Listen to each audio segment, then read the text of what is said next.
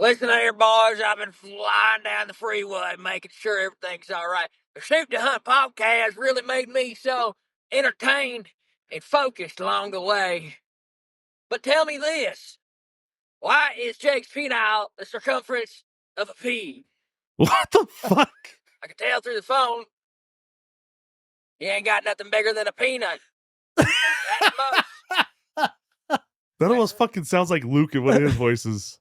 Well, that was the weirdest shit. Welcome. Thank you for joining us today on this session. I understand that your urges have been increasing dramatically when it comes to shooting and killing things. Some may say it's comparable to Joe Biden's urges to fondle the little ones. Canoodle them, that is. Rest assured, because today we embark into the world of shooting and hunting. Joining us now, Jake Mushaney and Ryan Avery.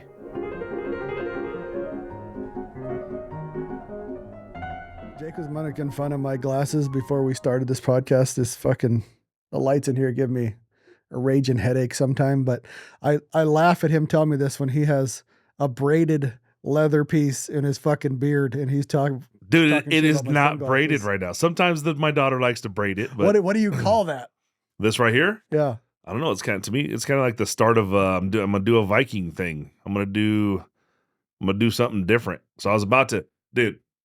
The turkey hunt video that's gonna come out, you guys will see the beard was extremely massive. It's like the volume of two of my heads was the volume of the beard. Like no joke. Like it looked like a fucking, what do you call it, Sasquatch? Look like a Sasquatch walking through the mountains up there. It's a goddamn Bigfoot. So I was going to trim it. And normally when I trim it, I just kind of, pull a few inches off and do like a, square cut kind of deal. No one's ever trimmed my beard. Only been me since day one of beard. So I was going to do something different. I've been wanting to, I actually bought all these Viking leather beads quite a while back because I got fired up about doing it. And I'm like, well, what am I going to do? What am I going to do? The problem right now is that I'll wake up in the middle of the night before I did this trim here. And I would literally have a mouthful of beard hair. I'd be breathing through my beard. It gets to the point where like my whole chest will be sweating, like drops of sweat because of the way I was curled up and the hair is like all over, It just starts to get irritating and I like the big beard. It's a lot of fucking work. But I wanted to do something different. So I just pulled the whole center out there and fucking let it do its own thing. And I didn't trim that section. I'm going to grow that part long and then just keep the sides fucking short. How long have you had said beard? Since Mason was 5 and he is 15 now. Going on 15. Yeah, so when you shave it off, they go, ooh, put it back on. Since I started it, dude, I've never been down to skin. I went pretty short a couple times on the trim. But in fact, I came in with a real short trim one time. You're like, oh. I took almost all of it off. I mean, there wasn't much left. I didn't like that. That just shows you how fast it grows. I mean, how long we've been doing this in here. I mean, it grows fucking fast. Yeah. I mean, the viewers would be surprised to know that mine's all natural.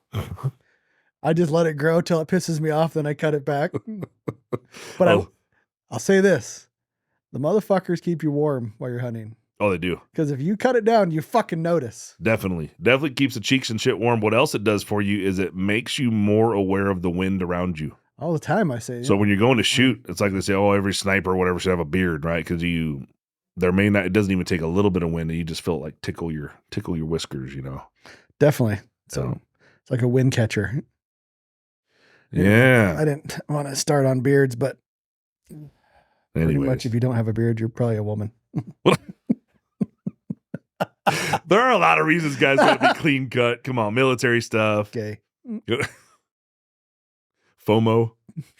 Fear of missing out. I don't know. That's the gayest like homo. You said that earlier. FOMO. I didn't know to tell you the truth. I didn't know what it meant either.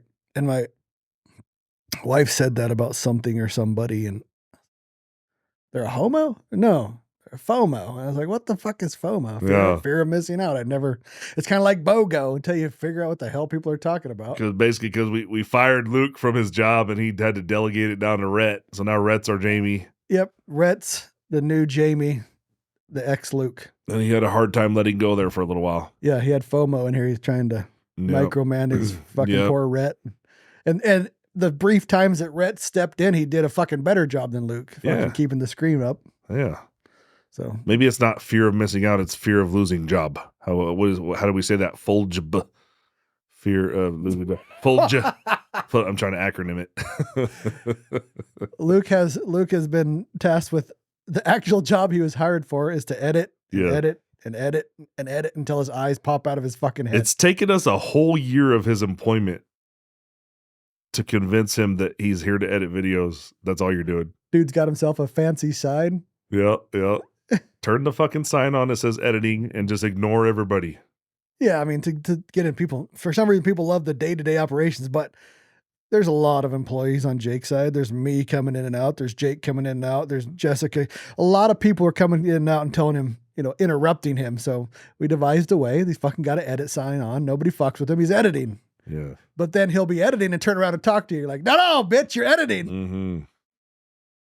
Well, we got a lot of raw footage that needs to be put together for some content here, basically. Yeah, it came to a head. We put all this video in the can, they say, and none of it was getting put out as content. So we had to change it up a little bit. Mm-hmm.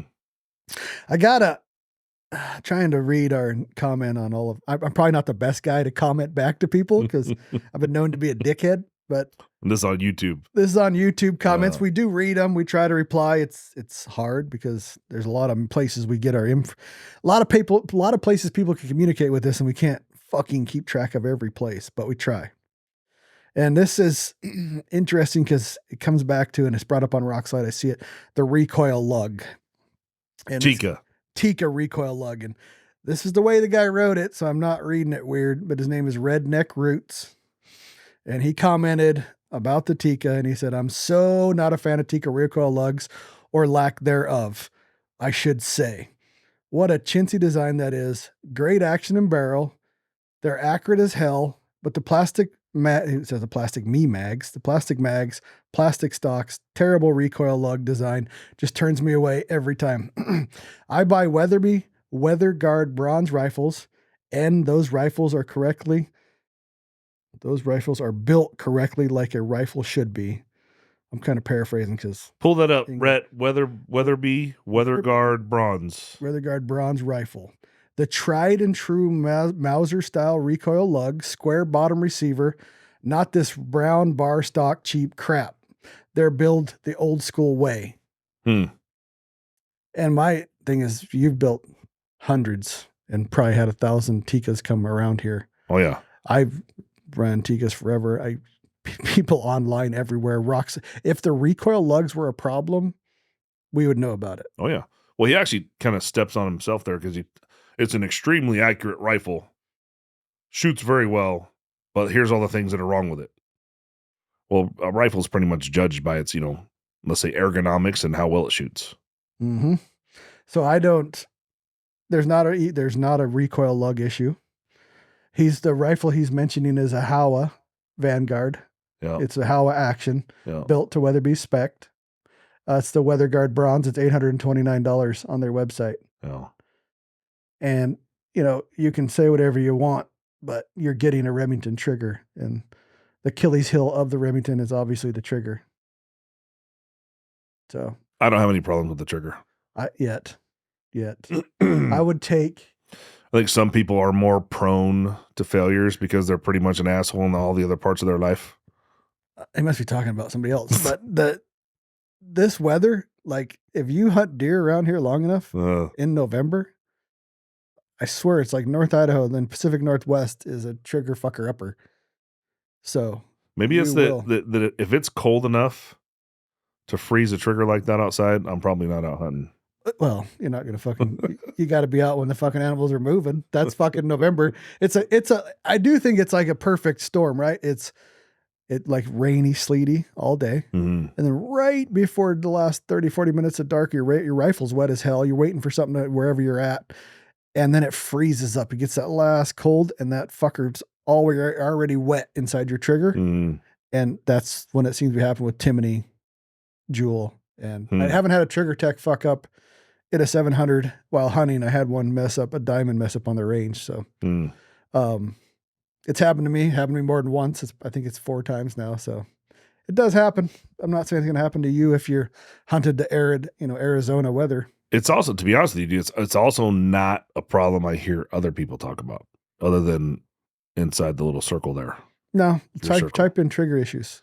I'm just saying, like, so we're like in the business, right? Like you got rifle people, you got people coming in buying rifles, you got people coming in talking rifles, coming in buying triggers, and so on. And I just don't hear that as a normally expressed issue that trigger techs or Remington 700 triggers in general have a hard time in cold weather, or they always fail on me, or it's actually the opposite. Like people come in here requesting trigger tech as a, let's call it, premier brand.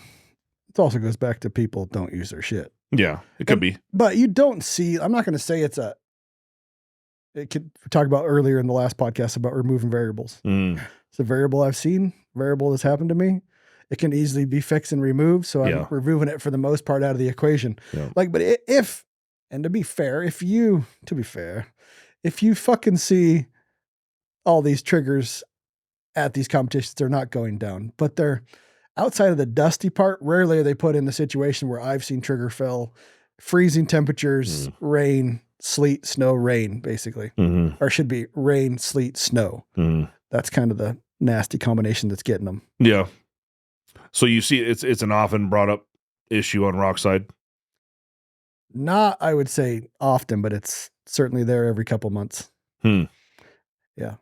But to go back to what this guy's particularly saying about the recoil lug, it's not a problem. Plastic mags, they're not a problem. No. They're not like the prototypical old Tupperware plastic shit either. No. They work. They have it figured out. You never see one that doesn't feed because the spring follower doesn't fucking have enough stuff and to push it up. They work. The biggest problem is a mag and people lose them. That's the thing I hear the most. But there are upgrades. I don't know if you're talking about this, but you're working on some upgrades. Yeah, we're just about done with a completely redesigned Unknown Munitions Tikka bottom metal and mag with extended lengths, as we're known for the rest of the line, and also just a replacement DBM that fits the Tikka mags. I think the Tikka plastic mags in general function pretty well. You can't lose one here and there, I imagine, but really we talked about this with the rock stock. It's that your action screws that are torquing your action into the stock are being centered and held by a piece of plastic. Plastic with a little tin in there for a washer. Yes. And this one actually is brought up on Rock Slide is, putting it 65. We're talking about this year, 65 inch pounds with blue Loctites. Once you went, well, I know Form said he hasn't seen it, but I have seen a few times where you kind of pop through the bottom metal and you kind of have like it wiggles around a little bit. Yeah. So we'll also have a replacement billet aluminum, 7075 bottom metal that you can just pull the Tikka section out, put those in. That way you're up against aluminum as you're torquing those. Yeah, soon. Yeah, I will say I have seen an issue with their magazines, but it's all the same magazine. It's the damn 6-round 223 mag. Yep. And I don't know what it is, but it'll drop the back a little bit sometimes. It's hard to fix, and it's usually that magazine you pretty much gotta. It's usually on the 6th round too, isn't it? Once you try to, Yep, almost every time. I haven't seen that with any of their other line in standard or magazine or Magnum magazines. So, anyways. This is nothing what we're talking about. We're actually just... The title of this podcast is How Not to Waste Powder, by the way, so we're just kind of off topic for a minute. Maybe we ought to do a speak pipe up front here since we already missed out on the last one. Oh, okay. Let's pick one. Listen here, boys. I've been flying down the freeway, making sure everything's all right. The Shoot to Hunt podcast really made me so entertained and focused along the way. But tell me this. Why is Jake's penile the circumference of a pea? What the fuck? I can tell through the phone. He ain't got nothing bigger than a peanut. That almost fucking sounds like Luke in one of his voices. Well, that was the weirdest shit. I guess he'll have to come on to whoever this is. Come on down to the podcast studio. It says anonymous on the anonymous. Yeah, I think it's this motherfucker behind me. So, any rebuttal? I guess I'll just say the proof is in the pudding. Come on down to the studio. You know what they say about big feet or whatever? No rebuttal. You ever see that? You ever, tall guy, little guy? You ever seen that? Tall guy. Okay. Short guy. I don't get. Oh, okay. Which one's tall? Which one's short? Tall guy, little dick. Uh-huh. Short guy. I've heard different things, like you're supposed to go from here to here.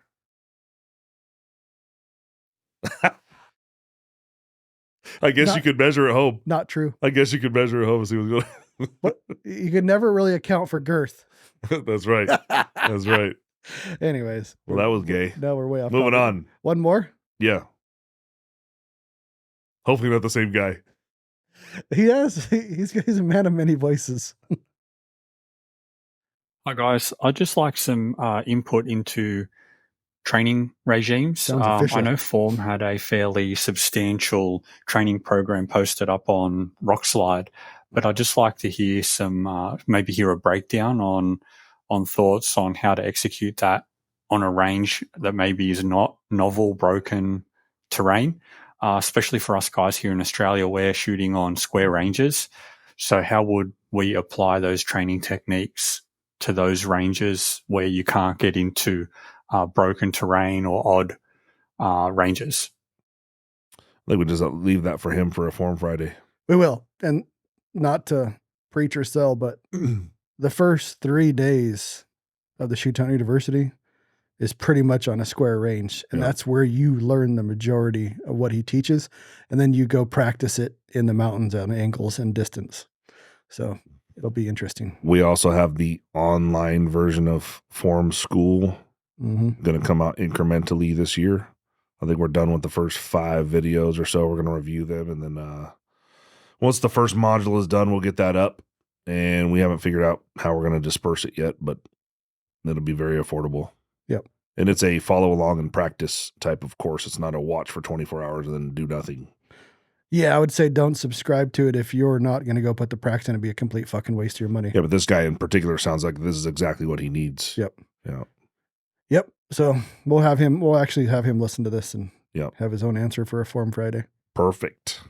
All right. We're talking about how not to waste powder. This is Jake's baby here. Yeah. So a guy, I'm almost sure that it was a DM on Instagram. So you probably know who you are when I read through this, but hey guys, I'd love to hear a podcast that covers powders and burn rates, differences in lighter versus heavier bullets, and how can someone optimize loads and where to start with powder selection as opposed to just finding published data. So to truly understand what kind of powder does what and to what effect with different case capacities, case fill, and bullet choices. Does that make sense? I understand faster versus slower as a function of burn rate. You've touched on that just a tad. In a perfect world where someone has all the choices of what to use, how does the selection process look? Anyway, just enjoying geeking out on this stuff, the kind of stuff, and think you guys can cover it well or bring in an expert. Forum episode covering We Suck and Wind Calling opened my eyes. Going to focus more on practice versus tinkering for ESSD now. Thanks. So it was a good idea to bring up Tyler, how not to waste powder, basically. I made us some little notes here. He basically said in here, not just going off load data, from a book, but to start, your best, source of information is a load data book if you have no previous load data to go off of. For those of you that are shooting a cartridge that you're already experienced with, whether it be preferred powders or capacities, that's great and all. Don't always trust the information that you read online. In fact, people seem to be rather reluctant to post actual load data for fear that somebody may blow themselves up because it didn't follow normal, kind of safety practice and guidelines. On that note, though, you really have to fuck up to blow yourself up. So it's like, yes, there is some stupidity in some of that, but I get why people don't want to put up. Well, the real part of that is actually being in the wrong zone on that burn rate chart. Like if you're supposed to be in the slow burning zone and you move way over to the pistol powder zone, you will fuck yourself up. In other words, if you fill up a 300 PRC case with H110 instead of H1000, there's going to be a big bang, and some shit's going to break. But you can definitely accidentally put some 4350 in part of the load and not die. Yeah, definitely. That takes 570 or 565. So we filled up a 6.5 PRC case with 4350 inadvertently, and it went, 3,500 feet per second? I think it was like 3,405 out of a 20-inch barrel. Yep. With 156s. Yep. locked the bolt up pretty good. We were able to open it with a few dudes, and the action was fully functional. The rifle still shot. Turned that case into what looked like a belted mag. It did, but the brass stuck it out. I think it was ADG. What action was that? It was a bat? No, it was Defiance. Oh yeah, Defiance Ultralight. It took it. Everything held up. So you really, like what Ryan's trying to say is you really have to make a huge mistake. You can be a few powder zones off and still be okay. You really got to make a big mistake to. Most barrel explosions come from something's in the barrel. Yeah. When they fire it. Yeah. It's not actually the powder that makes it blow up. Enhance your shooting experience with STOCKY'S stocks. Are you tired of struggling with mediocre rifle stocks that hinder your performance? Imagine having a high-quality rifle stock that not only enhances your accuracy, but also provides superior strength in a lightweight build. STOCKY'S Stocks offers a wide range of premium rifle stocks manufactured with hand layup carbon fiber construction, a patented carbon fiber AccuBlock, and multiple finish options. Whether you're a long-range shooter or a hunting enthusiast, our stocks are perfect for you. Experience unmatched precision and durability with STOCKY'S stocks. We provide stock installation instructions, technical support, and guidance to help you choose the right stock for your rifle. Upgrade your shooting game today with STOCKY'S stocks. So, like I said, a load data book is your first source of information when you're blind. If you're blind in the hole and you have no idea where to start, the book, not that you have to go off what the book says, but the book is going to give you an idea of the burn rate zone you should be in. You don't always have to take the book's advice. In fact, if you had 10 load data books in front of you, you probably have 10 different fucking pieces of advice from the book on what to do. So personal experience, load data books, and of course, reaching out to those that may have experience. For example, here at Unknown Munitions, we have an extremely large Excel library of naturally acquired load data during load development. So we could take a case like a 6UM or a 6.5 SOM or a 6.5 PRC with a 156, and we've probably load developed that 30 times. And over those 30 times, you'll start to notice patterns. What powders they almost always prefer, how far off the lands a 147 ELDM likes to be. Like, you start to get this experience that makes load development a lot easier to do. Yeah. So it's for the more experienced guy, working with acquired data is going to make your life a lot easier. But basically, load development, which is what we're talking about, load development, you want to get to your rifle's preferred load the quickest way possible without wasting powder or components. So reach out to those that you trust. Even just shoot us an email. A lot of times we help out with some type of information. Sometimes I do Sunday Q&A days, and I can give you a good idea on where to start with things. Of course, every rifle is different. Even changing your brass manufacturer can change your load. So there are a lot of things to remember as you're doing this. But from this guy's perspective, he wants to understand what powder's doing and how he can make more accurate decisions based on the cartridge and bullet and so on. So we'll take the 6UM as a good example. So 6UM is a 6 SOM improved, and it is what we call extremely overbore. Now, overbore is the relation between the cartridge's case capacity and the bullet diameter. So if you talk about a case that can hold 70 grains of N570, but it has a 6 millimeter bullet and it's a short action cartridge, that's very overbore. It's because it has to try to squeeze all that pressure and gas in that short amount of tube out that little bitty baby hole.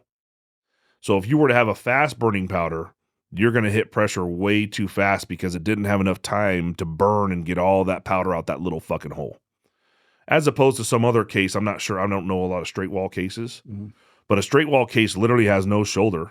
I don't know, like a 404 Jeffrey or something like that, maybe is a straight wall case. 444 Marlin. 444 Marlin, yeah. Where you don't have to worry about the time it takes to burn that powder because there's no restriction that powder and pressure has to make it out of. Can you define what pressure is? So within a SAMI spec, every SAMI spec has a set pressure for what that cartridge is made to operate at. Don't quote me, but it's something like 55,000 PSI. Almost every case is around that same amount of PSI. We have better now this is because in the world of rifles, there are so many different manufacturers, whether you make a primer or you make an action or you make a bolt or you make a bullet. Everybody kind of has to work together. So that's where Sammy comes in. The pressure, I don't know how to define the pressure other than I guess what you define what you're seeing. If you open your hand right here and I light a firecracker in my hand, I'm going to get burned. If I close my hand tightly around that firecracker and I light the same firecracker, it's going to blow my hand off. And that's because we are trying to control that explosion and divert its energy down the tube. So that's where the pressure comes from, is you're trying to control this thing that shouldn't be controlled in a manner that puts the bullet down the tube and puts the bullet where we want it to go. So the pressure is created by the speed of so how fast the powder burns, the powder's composition. Is it a single base powder or a double base powder? Double base powder has nitroglycerin added to make it hotter and faster. Well, there's a trade-off there. The hotter and faster gives you more pressure and more velocity. However, it's more caustic and abrasive to your chamber, to your throat. So it will diminish your barrel life in exchange for a faster bullet. Temperature and pressure, all that stuff's related. I'm not a fucking scientist. I just know a little bit about a little bit. No, it's good. And then like we're going off topic, but I think these are good to mention is me and you talk about running on the chip a lot. So, if Sammy specs say it's 65,000 PSI or whatever that particular case is, like if you took your 300 Ultra, you're probably running 75, 80,000 PSI. Well, we're fucking over. Yeah. So it's like you're seeing pressure, but you're okay with the pressure. And it's still, I'm not going to say for everybody it's safe, but it's in a safe and easily, it's in a bad action, can take the pound, can take that much pressure. You know where you're at and you're okay with it. And that's also a different story. And some people don't want to do that. Yes. Some people want to stay always on the safe side because it is a dangerous fucking game. Don't get me wrong. We may be downplaying this a bit because we're experienced with it, but this is a dangerous game and you can hurt yourself. When we talk about running on the chip, we're running a blower on a 67 Chevelle with fucking nitrous, right? Like we're trying to give it all the juice, 110 octane fucking gas. We're giving it all the juice to make it run as fast as possible. And it's no different in racing. And then what we're talking about here, we're doing plus P's to reduce the peak chamber pressure to allow us to put more powder in. We're improving shoulders. We are necking cartridges down to make them more overbore to get more speed. All these things are at the cost of barrel life, basically, and brass life. Yes, brass life. So with that higher pressure, that higher operating pressure that we're talking about, you're reducing the amount of times you can reload your brass, and you're reducing your barrel life. But these are at the cost of high performance. So, and Ryan says it all the time, any guy that asks about barrel life more than likely hasn't burnt out a barrel. There are guys that burn out barrels. If you're in competition and you're shooting through 6 barrels a year, we get that. In this situation, in the hunting world, most people are not burning out barrels. It's expensive to shoot a hunting rifle with most of the larger cartridges. And once our hunting rifle is shooting well, it's kind of sacred. It's kind of one of those things where I don't, keep your fucking oily hands off my shit. You look at it, don't touch it. I only take out and check zero and check long dope before I go on a hunt. I don't shoot that gun for fun. Now all those go, oh, well, how do you practice with you tell us to practice all the time. Well, have a gun that you do practice with, something that's built similarly. Maybe a smaller cartridge. If you're we're getting off topic again, but if you're already deciding you're going to make these 5, 6, 8, 7, 800 yard shots, you've already decided you're going to spend a lot of money to be able to do that, in my opinion. So this goes to say I probably shot, I don't know, since the first of the year, 3,000-ish rounds, 2,500 rounds out of my 223. I've shot 6 out of my 6 UM because that's not what it's for. So if you buy a fucking $400,000 Ferrari, when you bought the Ferrari, did you ask how much the brake job was going to cost? Or if you can put 91 octane instead of 110 octane in it? You don't. It's high performance. It comes with, all the downsides. Yeah. All right. So that was talking about single versus double base. So past a load data book, if you consider yourself any type of a shooter or hand loader specifically, hand loader load developer, you most certainly should invest $175 in a program called Quick Load. Quick Load will save you headache, will save you money, will save you time and energy. Just Google Quick Load. It's actually being sold through their own website now. Rhett, you want to pull that up? I just looked this morning. It's like quickload.co. I was going through this Neo Konos site, but the up-to-date cost is $175. Now, what this tool allows you to do is to mathematically create ammunition. You can choose the cartridge. You can fine-tune the water capacity of that piece of brass. You can choose your bullet from a library of bullets. And then you can actually tell the program how far out you're going to run that bullet. You can give it an extended cartridge overall length.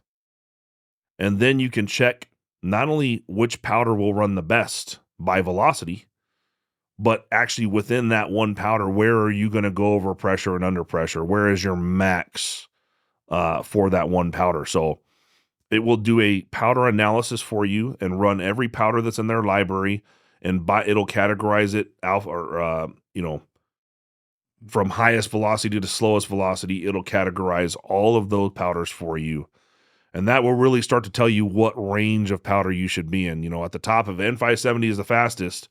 Then we know most cases that work with N570 are going to work with H1000, maybe Retumbo. And depending on which side you're going on of that N570, there are a hair slower powders or a hair faster, like 4831 shortcut. 6.5 PRC loves N565, H1000. These are the faster of the two, but it loves 4831 shortcut for precision. It's going to be a little slower for you, but fuck, it always shoots accurately, that 4831 shortcut. That's something to keep in mind too, is there are some of these powders that are going to be better for velocity and some that are going to be better for precision. You're hoping that you get the best of both worlds.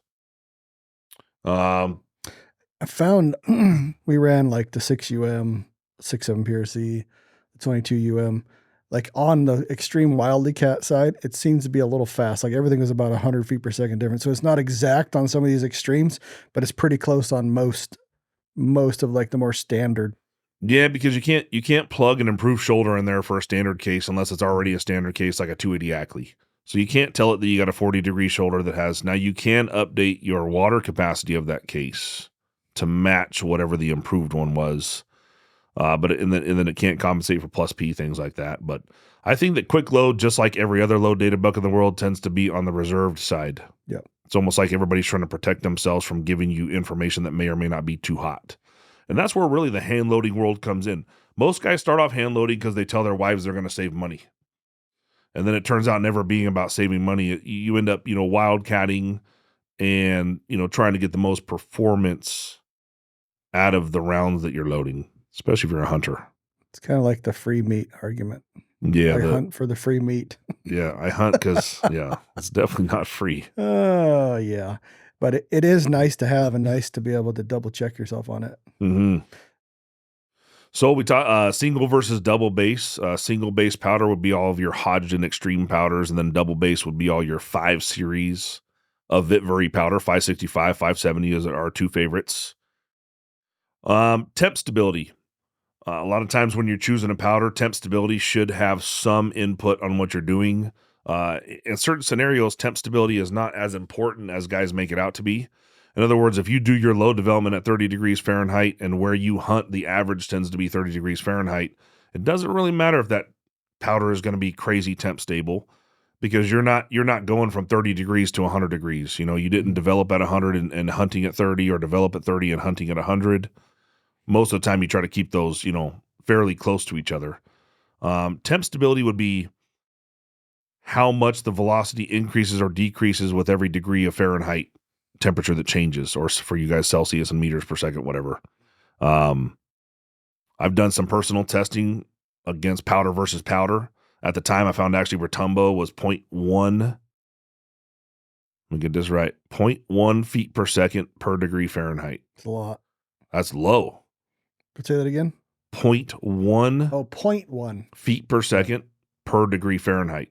That would mean over 10 degrees of Fahrenheit, the feet per second changes by 1. I thought you meant 1 for 1. Yeah, no, not 1 for 1 would be, it can maybe and maybe not. So let's say H1000 is actually closer to that. It's like, 0.5 to 0.8. If it changed 1 degree foot per second per degree Fahrenheit, it's very predictable. Mm-hmm. In other words, if you were hunting in the morning, it's 20 degrees, and by the day it warms up to 60. That is 40 feet per second. It can have some obviously impact on your point of impact and things like that, but 40 feet per second that may be less than what most guys' extreme spread is using factory ammo. Yeah. So it's not going to hurt terribly. People like on the Vitiviori stuff, they always compare it to the extreme stuff from Hodgdon, and it's what I compared, and this is like, bro science redneck testing, but the 570 was 32 degrees or 32 ES, and it was from 20 degrees to 75 degrees. The same thing with 565. The 565 was 17 ES between that temperature swing, which is nothing. Yeah, and you're also so if you do that test yourself, basically test your own load. So you can take your new load you just developed and grab a laser temp gun off Amazon for $20. Take a backcountry koozie that you heat up your meal in, like a foil-lined bag, a hot bag of some type. Take your 18-hour hot hands. Take like 4 of those hot hands, put them in the hot bag, put 3 rounds of your ammo in there. Then take a cooler, an ice cooler with your sodas or waters or whatever when you go to the range. Put 3 rounds in there. They should be near 32 degrees. Those hot hands will take you somewhere up around 105 degrees Fahrenheit. So go to the range, and right before you leave those in their little spots till you're ready to pull them out and shoot them. So shoot your 3 cold ones at 32, shoot your 3 hot ones at 105, and then average out those speeds between the two. And then now you know your ES across 30 to 105 Fahrenheit. You can break it down how many feet per second per degree Fahrenheit on your load with your rifle, if you were that worried about it. You can actually go inside of your Kestrel, and you can put a temp velocity calibration in there. You can put multiple, actually. And your Kestrel will compensate for that depending on what temperature it's seeing. It's linear. So in other words, if you were at 2,000 feet per second when it was 30 degrees, and you're at 3,000 feet per second when it's 100 degrees, it'll make that line for you. And whatever temperature the Kestrel sees, it's going to take that velocity off that line, rather than just having your one set velocity in your weapon profile. If you shoot 570 or 565 or H1000 or Tumbo, it's really not fucking something you need to worry about. Yeah, any Hodgdon Extreme, and then the 2 main Vitiviori 5 series that we're using, the 565 and the 570, are very solid. No, there's enough rounds down range that it just doesn't matter. But there are powders, like, I can't think of the name of the powder the guy tested, and it was like 2.5 per degree, 2.5 feet per second per degree. Crazy. I want to say it was what's Magnum, that brand? Well, Ramshot. It was a Ramshot powder, I think. Yeah. I can't say that for sure, so I don't want to say. But it was like 2.5 feet per second per degree. That's a ball powder. It wasn't Magnum, though. It was like Pro Hunt or... I don't remember. I don't want to bag on something. Don't know for sure. We've never really had Ramshot powders in the shop. We tend to stick with Vitiviori and Hodgdon Extreme powders. Of course, the Reloader 26 and 33, those are here when they're available. Those haven't been mass produced, it feels like, in fucking since before COVID. No, not at all. We're not able to get any of it. Alliant won't even take us as a customer. So you haven't even seen it? No, we've never bought from any account other than retail for Reloader. Yeah. Pretty crazy. Like, you've never bought 26? No, if we bought 26, it was from a third-party supplier or just straight-up retail. Like, during the time of COVID, I actually had a guy wrote me a program where I could drop in a link for a product, and it would monitor that every millisecond, basically, and email me the moment it went in stock, and that's how we... kept powder and stuff. Yeah, we bought a lot of powders retail. The only powder that we don't buy retail, technically, is Vitiviori. Really, we don't buy that. We get enough of that to where we don't have to. But Hodgdon stuff, we have a third party supplier that we buy that through. Hodgdon won't even give us a direct account. Well, and it's not to pick favorites, but from what I've seen from your guys' reloading and then Nick doing load dev, if you stay, 565, 570, 560, 555, they're all been fantastic. Yes. So if you can get a hold of them, it's funny because you can get a hold of them, and most people I talk to can't. So it's funny. Yeah, I mean, so we buy that. So Capstone Group owns Lapua and Berger, and they're the importer of Vitiviori powder. So we get to order direct from them, and we keep orders in place. And it flows now because we're maybe 18 months ahead of the curve, right? Like we place orders every few months, so it catches up. Mm-hmm. So we've done the wait time. So light versus heavy bullets. Basically, the heavier the bullet, the slower the powder. The lighter the bullet, the faster the powder. So if you're going to jump on a 300 PRC and you're going to move from a 250 A-tip to a 205 Elite Hunter, you may not have to change powders, but if you do, you're going to go to the faster side, not the slower side.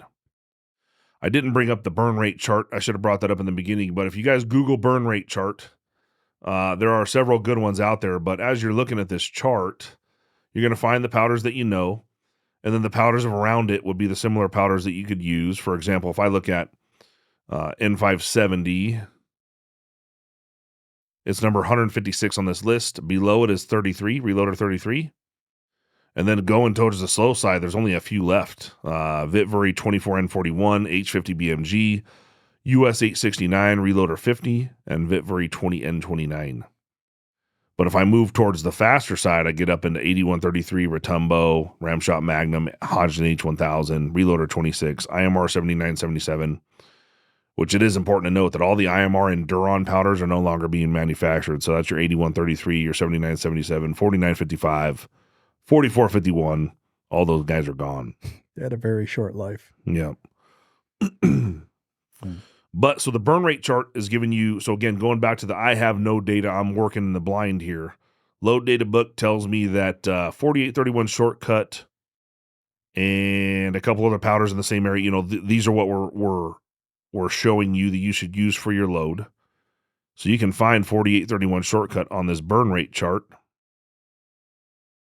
Somewhere. There's 4350. Okay, so it's number 137. So moving up a little faster from that, I get into IMR 4831, some Stayball 6.5, and then up to Hodgson 4350. A little slower than that, Reloader 22, N560, Reloader 23. 7828 shortcut is a very good powder too. But again, the point of the burn rate chart is because you don't have to do exactly what the load data book tells you. So if you don't have quick load, look at the load data book, Google a burn rate chart, stay in that same area, you're going to be just fine. If you are doing any type of load development, you ought to spend the 175 on quick load. We don't sell it. We're not, associated with them in any way. It's just a valuable tool to save you some money in the long run. Yeah. And it is interesting because you can use like a reloaded 300 Ultra for a while, and you can use RL26, and it's the same fucking load as H1000 for me. Yeah. It's the exact same load. And I never really looked at this that much, but they're stacked right on top of each other, 151, 152. Yep. So 26 kind of had a bad name. Well, it has a good name for velocity, but a bad name for stability. Lot to lot too is like not great. Like you can blow a primer with one lot and be fine with the next. Yep. It's double base too, I believe. Yep. Yeah. It's quick. Case capacities and fill percentages. Well, the goal when you're doing load development is to have a full case.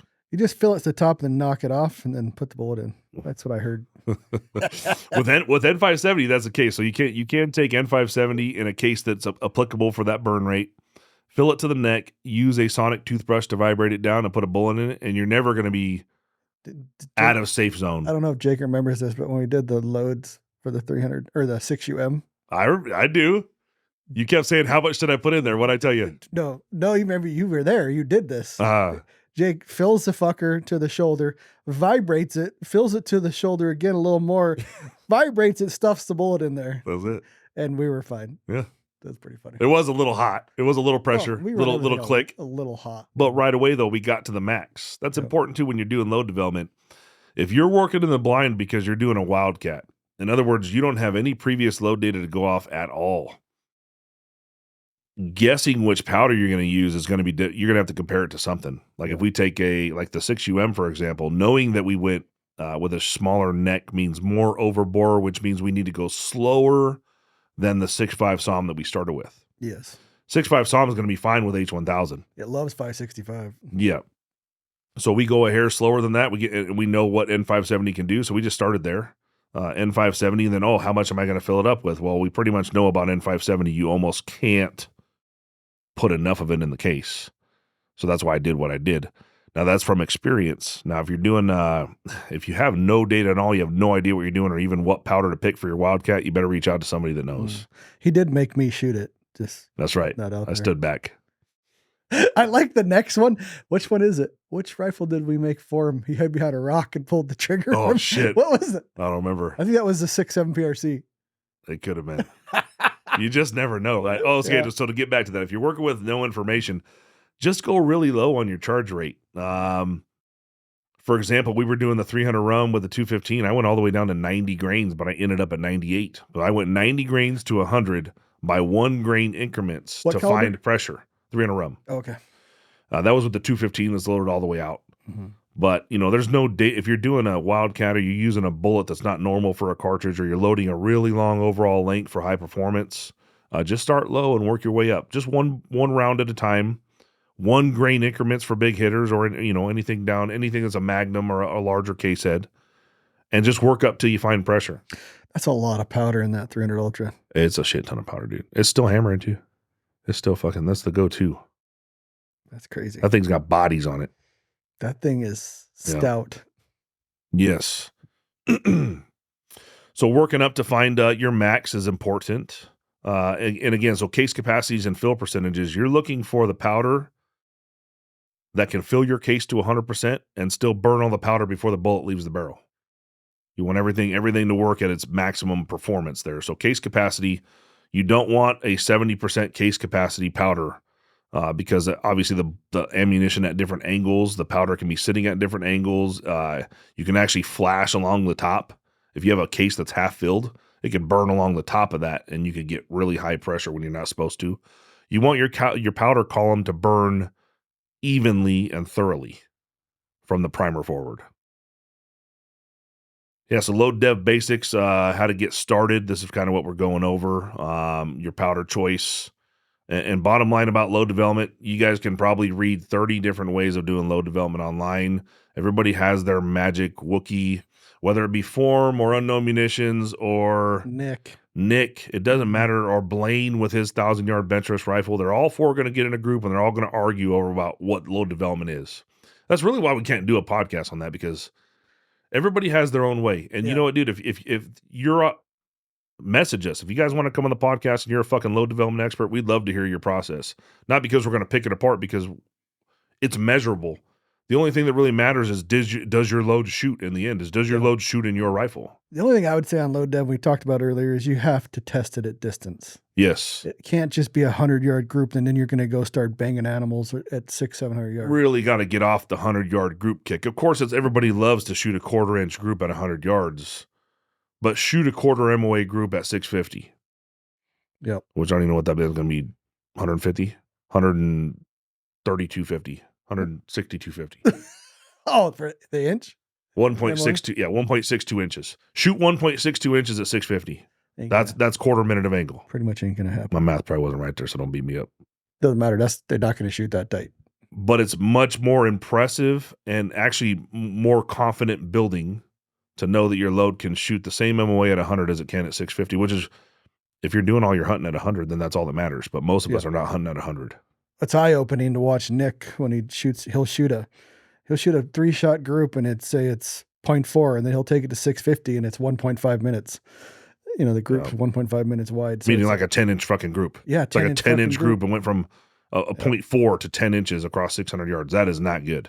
Well, no, it's also weird, and it's like people say this doesn't happen, but he'll shoot, and there is obviously the shooters involved too, but he'll shoot like, let's say, a 7/8 inch group, and he'll take it to 650 and it'll shoot a 0.5 inch group. Yeah, it's like almost the same fucking group. Yeah, it's like, what's important to you at that point? That actually brings up like ESSD. There are 1,000-yard bench rest competitors that have set world records with an ES of fucking 90. You know, at what point does extreme spread? We know why it matters. Like fundamentally, we can sit here and I can tell you exactly why it matters. And you could even prove it mathematically by running those two extreme velocities against each other for inches of drop at 1,000. And if you go listen to Form's podcast when he ran the WES, that shit, your group size and your ES is far less valuable than you think it is. It's all wind. Yep. It's all wind and shooter. Yeah. But yeah, so a guy will argue to the death, about an extreme spread versus standard deviation as a statistical measurement. Which one is better to use? Well, technically, SDs are better to use in large quantities. Or I would get the backward. ES is better for small quantities. SD is better for bigger. Yeah. But in the end, if 1,000-yard bench press competitor can shoot 4 inches with 10 shots at 1,000 yards and his ES was 90, who are you to argue with that? I mean, how did he do that if that was such an important factor? Well, mathematically it's important, but sometimes shit doesn't work the same in the field as it does in the office. It's like a vegan, though. Don't worry, that bench press shooter will fucking tell you about it. Yes. I was gonna say, you get all these guys, so if you get Form and you get Blaine and you get Nick in here, and I've done a lot of load development. You've done a lot of load development. We're going to sit here and talk about how we got there. Oh, well, I shot a ladder test, 3 sets of 3. I did half grain spread. This is what it liked better. The ES was good, and then it was over. Yeah, the end result is tested at distance. If it works at distance, you're just fine. And the goal is to get to your load with the minimum amount of rounds possible, the least amount of waste. Mm-hmm. And again, if you have a ton of experience and data beforehand, that's going to help you get there. It's not voodoo. Yeah. But like I said, so he was talking about like which powders to have on hand, things like that. So I could tell you again, we've never had ram shot in here. The only IMR powder we had in here other than the Enduron that's not around anymore was the 7828 Super Shortcut. We actually like, guys love Retumbo. We don't have a lot of Retumbo here. I've used a lot of extreme powders, never had an issue outside of, no, that's a lie. Only powders I've had issues with is reloader powders. Yeah. Spiking, having temperature issues, popping primers with one lot, totally fine with the next lot. And it was 26, and I think it's 19 is the two I've had trouble with. If you were going to invest in some powders for your library at home, for your load room at home, if you had Varget 4350, 4831 Shortcut, 1000, and N570 and 565 and 560, you could probably cover any fucking cartridge on the planet. Yeah, and we are mostly bigger overbore cartridge kind of people. Yeah, I'm not talking about pistol shit. Yeah, if you're pistol and you're way into ARs and little, 22 Hornets is a little different. Yep. But what he just mentioned is the powders that I would want. Varget works at 223 if you're over. It doesn't like it so much at the AR length, but if you're over and you're shooting a little bit bigger bullet, for a bolt rifle, Varget is great in 223. What is the go-to powder for 223? We use IMR 80. Oh, so I guess that's one more IMR that we do have. 8208 XBR. 8208 XBR. It's that gold one. Yeah. That's actually made in Australia at the same place as the extreme powders that Hodgdon makes. It's not technically an extreme powder, I don't think, but it's made at the same place. So all the stuff you loaded for me with the... If it was AR length, yep, it would be 8208 XBR. Interesting. If it's above AR length, it'll be Varget. Yep. Yeah, so you could with that list. We'll have to put that list in the show notes you just ramped off. Yeah, I mean, so almost every Hodgdon extreme powder is going to be fantastic. I didn't put Retumbo in there because we don't use a lot of Retumbo, but Retumbo is a good one to have in there if you wanted to. So any Hodgdon extreme powder, and then 565 and 570. Nick really likes 560, finds a lot of loads with that too. 560's been around longer than the other ones, but between 570 and 565, I seem to find a load. Yeah. It's surprising too, like when he did that short barrel 300 WSM, the 555 was the most accurate and the fastest. Yeah.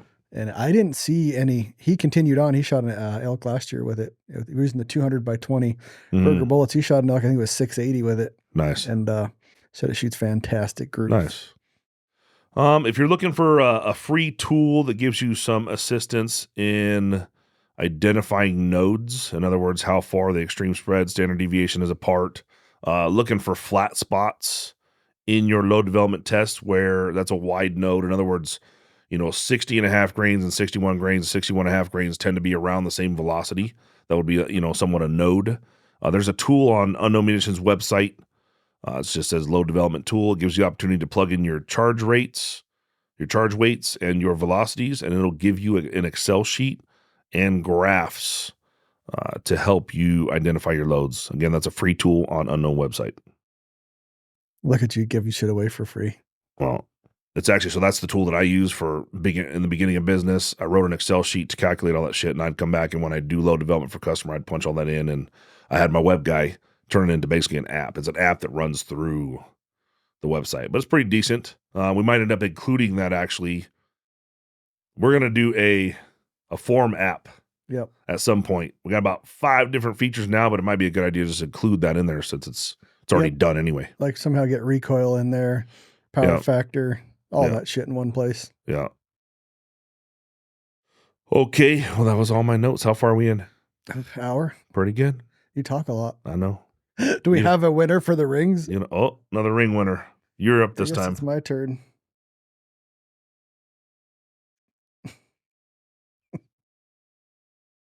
All right. The YouTube subscriber ring winner is, I'm going to say, Taylor Checkits.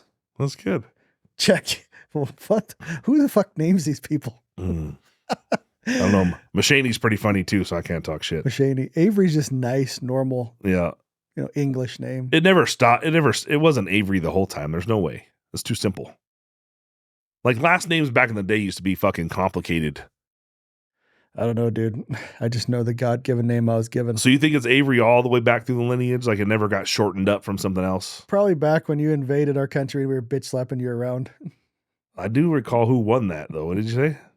In the end, I believe England won because they came over here and, put their flag here first. There was no Vikings selling over here first. Oh, shit. Taylor Checkits, I'm guessing. Get a hold of us to get your set of rings. Yes, sir. Thanks for listening.